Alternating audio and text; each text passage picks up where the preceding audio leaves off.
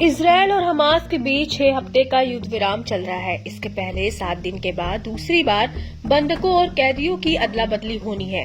इसके लिए हमास ने एक दिन पहले ही इजरायली बंधकों की रिहाई की जानकारी दी। हमास ने 4 महिला इजरायली बंधकों का नाम जारी करते हुए बताया कि इन्हें फिलिस्तीनी कैदियों की रिहाई के बदले छोड़ा जाएगा। सभी के नाम जारी कर दिए गए हैं। जिन 4 बंधकों को रिहा किया जाएगा वे सभी महिलाएं हैं।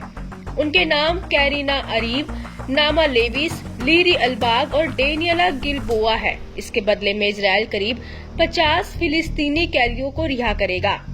हमास ने बताया कि यह चारों महिलाएं इजरायली सैनिक हैं। इन चारों महिलाओं को 7 अक्टूबर 2023 को इजरायल पर हमास के हमले के दौरान नाहल ओज आर्मी बेस से किडनैप किया गया था। बता दें कि हमास लड़ाकों ने नाहस बेस से 7 महिला सैनिकों को पकड़ा था।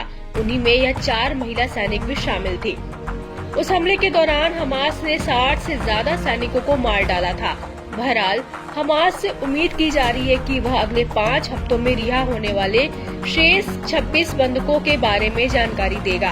हालांकि इजरायली रिपोर्ट्स की माने तो गाजा में 94 इजरायली और विदेशी बंधक अभी भी हैं। इससे पहले रविवार को सीज फायर के पहले दिन इजरायल ने 90 फिलिस्तीनी कैदियों को रिहा किया था। इसके बदले में हमास ने इजरायल की 3 महिला बंधकों को छोड़ा था। बता दें कि इजरायल ने जोर देकर कहा कि 7 अक्टूबर के हमलों में शामिल किसी भी व्यक्ति को रिहा नहीं किया जाएगा। इस बीच गाजा में बंधक बनाए गए लोगों के रिश्तेदारों ने सभी बंधकों की रिहाई करवाने की मांग करते हुए प्रदर्शन किया। प्रदर्शनकारियों ने अमेरिका के राष्ट्रपति डोनाल्ड ट्रंप से भी सभी बंधकों को छोड़े जाने के लिए दबाव बनाए रखने की अपील की। दरअसल हमास ने इस बारे में अब तक कोई सटीक जानकारी नहीं दी है कि कितने बंधक अभी भी जिंदा हैं।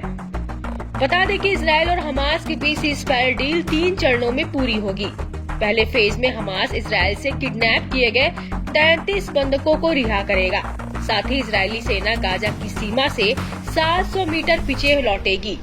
इजरायल के न्याय मंत्रालय ने भी 95 फिलिस्तीनी कैदियों की लिस्ट जारी की है, जिन्हें पहले फेज में रिहा किया जाएगा। इनमें 69 महिलाएं, 16 पुरुष और 10 नाबालिग शामिल हैं। बताया जा रहा है कि इजरायल 700 से ज्यादा फिलिस्तीनी कैदियों को रिहा करेगा। इनके नाम की लिस्ट भी जारी की गई है। इसमें कई लोग हत्या के आरोप में उम्र कैद की सजा काट रहे हैं, जिनमें हमास और फिलिस्तीनी इस्लामिक जिहाद के सदस्य भी शामिल हैं।